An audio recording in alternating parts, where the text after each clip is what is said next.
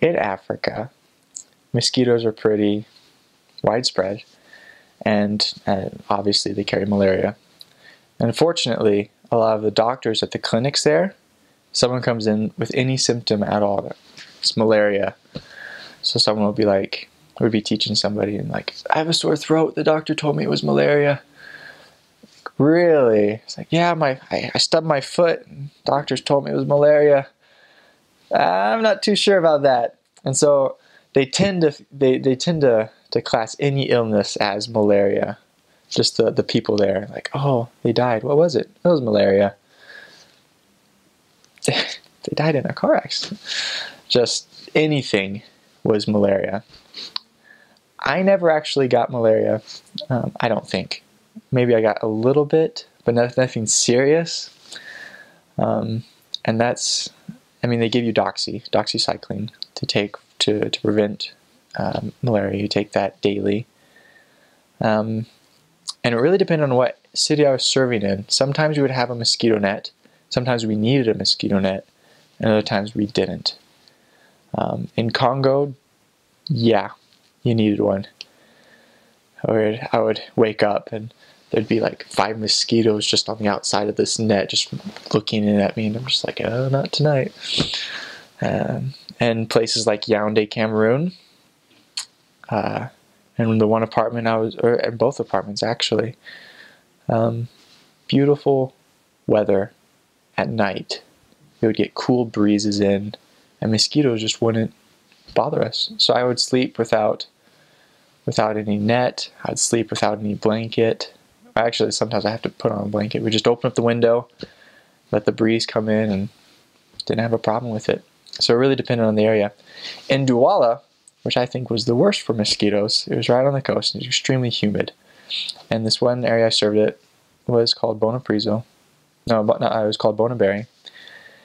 And the first day I got there, the power plant on that side of the city had an accident. Something exploded, and they didn't have a spare part. So the entire side of the city was without power for about 5 days while they sent to Europe to get another piece in. It is extremely hot in Douala. It is unbelievably hot and humid. So the first night we had we had more elders in the apartment than usual because some elders had to wait to get on a plane in a few days to go down to Congo. So we were 6 instead of just 4. And we're all inside one room because that was the room that had the air conditioning. So the first night we started it. It was cold. It was nice. In the middle of the night, I wake up and I'm just burning. Like, what? And I grab the remote for the air conditioning. It's not making the beeping noise. I'm like, no, power went out. And the next day, the next night, because we knew at that point that it was not coming back. So we had doors open, windows open. We were just trying to stay cool. I was like sleeping on tile until it got too hard, and I'd like roll onto like a mattress, like a foam mattress, and then it would get too hot in the foam, and I'd like roll back onto the tile. And the entire time, mosquitoes just infiltrated our apartment and just ate us alive, and there was nothing we could do to stop it. And actually my companion at that point, he got malaria. And if you get malaria, the best thing you can do is just like recover, like sleep, eat, and just try to regain strength. Because there's always that urge to go out and teach, even though you're sick. You don't want to be in bed and sleeping on a regular day, even if you're sick. You just want to go out and teach, just because you have that drive to do missionary work. But it's not a good idea if you have malaria, because that will prolong the sickness. It will take longer for you to fully recover, and it can get quite miserable. And so my poor companion, it was his last transfer, and he was deathly ill for probably 2 weeks. He was just like, I can't die, it's my last transfer. But he got better, full recovery pretty quickly. He was always really energetic, so after a few days he was bouncing off the walls, he wanted to go back out, So like, okay, we'd go out and teach, and he'd be like, ugh, I'd get sick again, and I'd have to go back. And so he was irrepressible. But that was even with taking doxycycline. He took it every day, and he still got sick.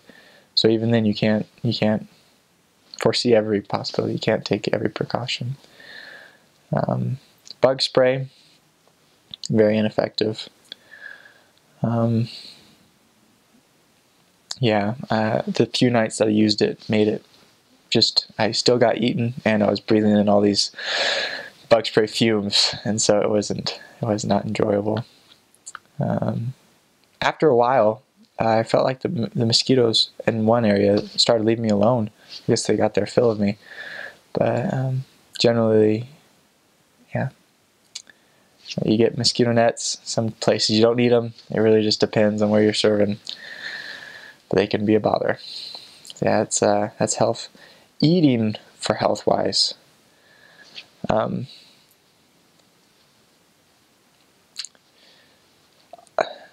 Some people will tell you not to eat off the streets. I'm not one of those people. Sorry.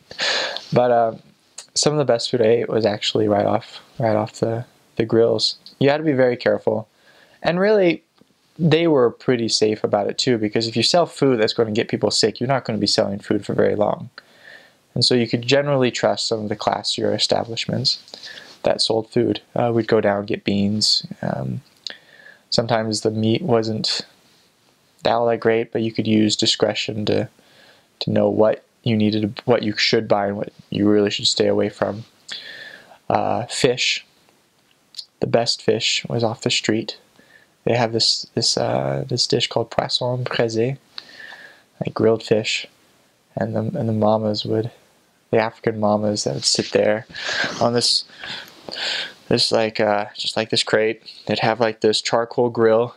They'd have a fish on there, and they'd have a water bottle with like the top poked in. And they'd squirt water onto the coals and make like the smoke come up, and they'd grill the fish with this special sauce that they would make, and it was absolutely fantastic. I taught a man, his wife was a fish lady, and every time we went over there, he fed us the fish that his wife would make, and it was absolutely fantastic. But I mean, use obviously your own discretion when you buy food off the street. We would wash vegetables in bleach. We'd make sure all of our meat was cooked. Chicken cooked thoroughly, beef cooked thoroughly, and I feel like that is the best way to really stay safe, to stay healthy with your eating. You're going to get parasites. It's inevitable. There's no way you can't. But you just, I guess, learn to deal with it.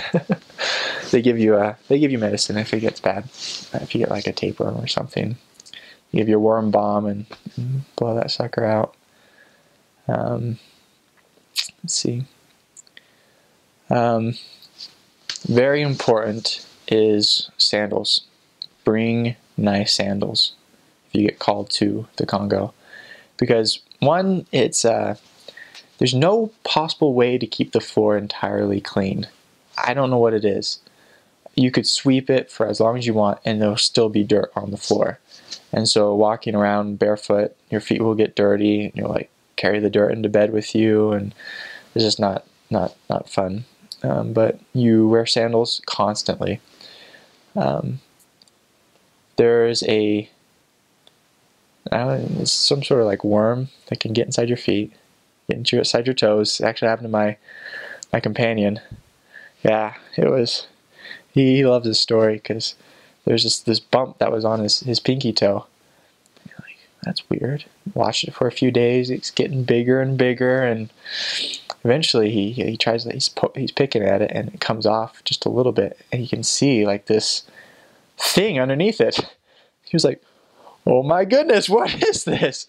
So we took it down, and he took out his knife and like cut around it a little bit, like just picked at it a little, and there was this round little worm-like parasite that was living underneath the skin. And I mean, all of the missionaries were like standing around him, and he's just like, oh, look at this. This is insane.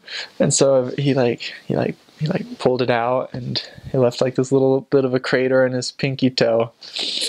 It eventually like healed just fine, but it was quite.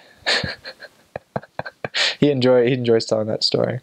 We'd go to the our investigators and like, look what he had in his toe, and like show them a picture, and they'd be like, oh, Mundeli. Oh, Mundeli is monkey tuber in Congo for a white man. It actually means I see something bright, like literally.